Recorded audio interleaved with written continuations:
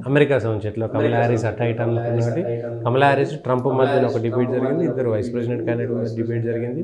Vice president క్యాండిడేట్ల విషయంలో చాలా ప్రపంచవ్యాప్తంగా వీళ్ళు హుందాగా మాట్లాడుకున్నారు, పద్ధతిగా మాట్లాడుకున్నారు అనేటువంటి క్లారిటీ వచ్చింది. ఎవరు అంటే ఎక్కువ రోజులు కూడా లేదు కాబట్టి ట్రంప్ విజయ కౌశల్ ఉన్నాయా, కమలా హ్యారిస్ మీడియా అంతా కమలా హ్యారిస్ వెళ్ళిపోయింది. ఆల్మోస్ట్ వెళ్ళిపోయింది అమెరికా మీడియా అంతా. అంటే ఒపీనియన్ పోల్, అమెరికా మీడియా చేస్తున్న ఒపీనియన్ పోల్లో కమలా హ్యారిస్ లీడింగ్లో ఉంది అనేది స్పష్టమవుతోంది.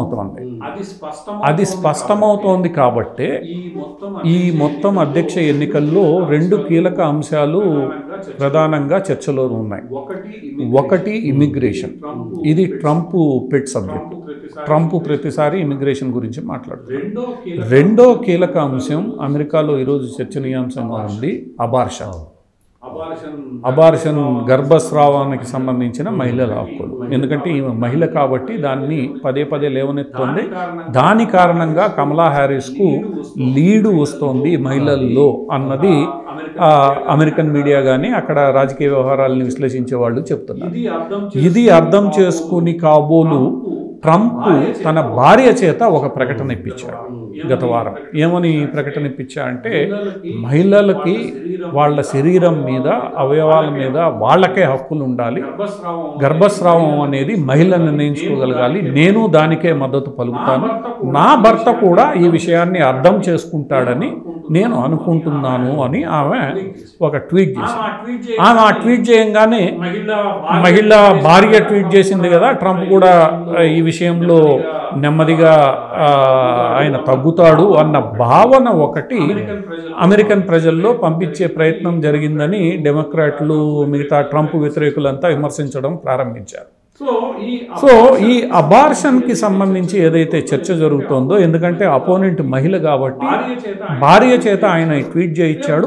రేపు భవిష్యత్తులో భార్య మాటని మన్నించే అవకాశం ఉందన్న సంకేతాలని ట్రంప్ ఇచ్చాడు కాబట్టి అబార్షన్లో అటు ఇటుగా ఉండే అవకాశం ట్రంప్ది అన్న ఒక సంకేతం ఒకటి ఈ మొత్తం వ్యవహారాల్లో ఒక ప్రధానమైన ఘట్టం.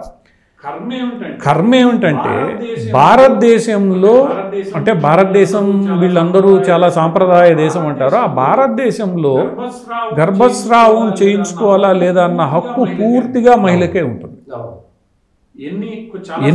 చాలా సందర్భాల్లో సుప్రీంకోర్టు అడ్వాన్స్డ్ ప్రెగ్నెన్సీలో కూడా గర్భస్రావం చేయించుకోవడానికి అనుమతులు ఇచ్చింది. అంటే ఇటువంటి దేశంలోనే మహిళా హక్కులు ఈ స్థాయిలో ఉంటే, అమెరికాలో ఇప్పటికీ మహిళల హక్కుల గురించి చర్చించుకోవడం అనేది ఒక అంటే అమెరికా గురించి అందరూ అడ్వాన్స్డ్ నేషను, లిబరల్ చాలా మాట్లాడేవాళ్ళు దాన్ని చర్చిస్తున్నారంటేనే అక్కడ ఉన్న దుస్థితి మనకు అర్థమవుతుంది. అంటే అమెరికా ఎంత అడ్వాన్స్డ్ సొసైటీనో, ఎంత లిబరల్ సొసైటీనో అర్థమవుతుంది. సో ఇది ఒక ప్రధానమైన అంశం.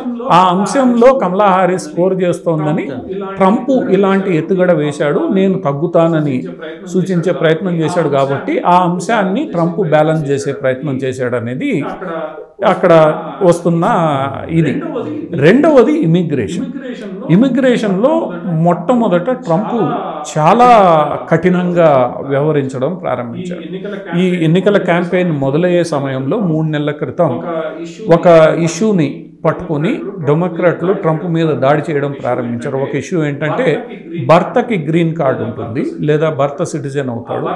ఆ భర్తని పెళ్లి చేసుకొచ్చిన భార్యకి గ్రీన్ కార్డు రాదు, పిల్లలకు కూడా గ్రీన్ కార్డులు ఉంటాయి, అంటే సిటిజన్షిప్ ఉంటుంది. దీంట్లో 2 రూల్స్ ఉన్నాయి. కొంతమంది పిల్లలకు కూడా 18 ఏళ్ళు వచ్చేంత వరకు వాళ్ళకి సిటిజన్షిప్ రాదు. పుట్టినా కూడా 18 ఏళ్ల తర్వాతనే సిటిజన్షిప్ వస్తుంది. ఇట్లా ఒక ఇష్యూ వచ్చినప్పుడు వీడిని దాన్ని సరిచేయాలి, మేము సరిచేస్తామన్నప్పుడు ట్రంప్ కూడా అది సరిచేయాల్సిందే, దాన్ని మేము అంగీకరిస్తాం. నేను కఠినంగా ఉన్నప్పటికీ కూడా ఇటువంటి అంశాల విషయంలో నేను ఉదారంగా ఉంటాను. ఎవరైతే ఇక్కడ ప్రమాదకరం కాదో వాళ్ళ విషయాల్లో చాలా ఉదారంగా ఉంటానని ఇమిగ్రేషన్ వ్యవహారంలో తన కఠినత్వాన్ని ఆయన తగ్గించుకున్నాడు.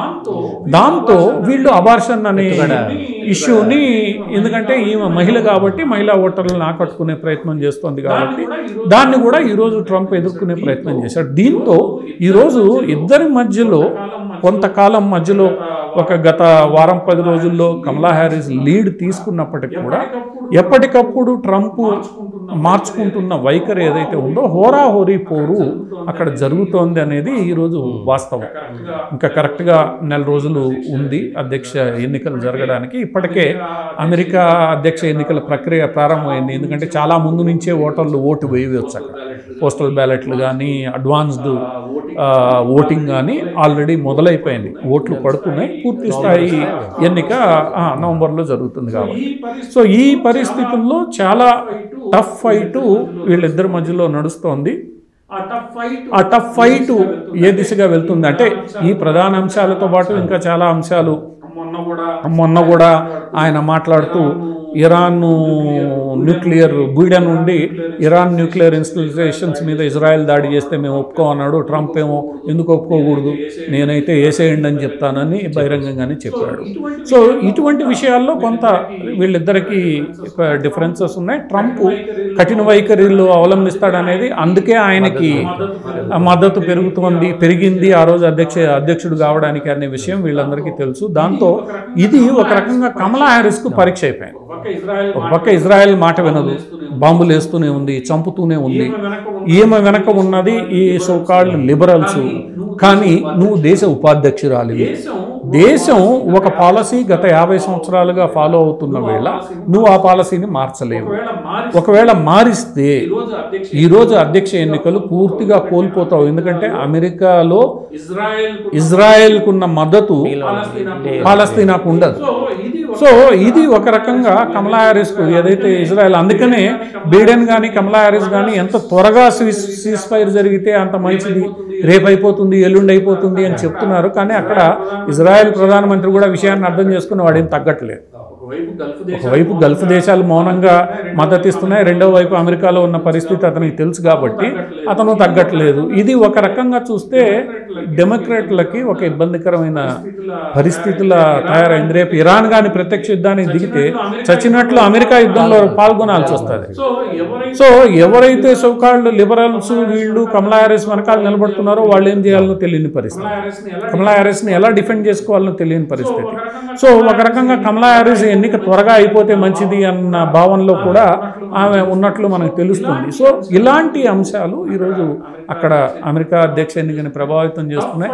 టఫ్ ఫైట్ అయితే ఇద్దరి మధ్యలో ఈరోజు నడుస్తోంది. రేపు భవిష్యత్తులో వీళ్ళు కొన్ని అంశాల పట్ల ఎలా తమ వైఖరి మార్చుకుంటారు, విధానాలను ప్రకటిస్తారనేది రాబోయే నెల రోజుల్లో ఇంకా హీట్ ఎక్కుతుంది. కాబట్టి వీళ్ళిద్దరితో పాటు ఉన్న ఎవరైతే ఉపాధ్యక్షులు కూడా ఉన్నారో వాళ్ళు కూడా ప్రభావితం. ఎందుకంటే అప్పుడు బైడెన్ పోటీ చేసినప్పుడు కమలా హ్యారిస్ కారణంగా ఆయనకి చాలా ఓట్లు వచ్చాయి అనేది అందరికీ తెలిసిన విషయమే. భారతీయుల్లో కూడా చాలామంది మొట్టమొదటిసారి ఉపాధ్యక్షురాలు అవుతోంది ఒక భారతీయ సంతతికి సంబంధించిన వ్యక్తి అన్న ఉద్దేశంతో. సో అటువంటి పరిస్థితుల్లో కూడా వాళ్ళిద్దరూ కూడా కీలక పాత్ర పోషిస్తారు కాబట్టి వాళ్ళిద్దరూ కూడా గట్టి వాళ్లే. కాబట్టి ఈ మొత్తం వ్యవహారం రాబోయే వారం 10 రోజుల్లో ఎవరు డామినేట్ చేస్తున్నారన్న విషయం తేలిపోతుంది.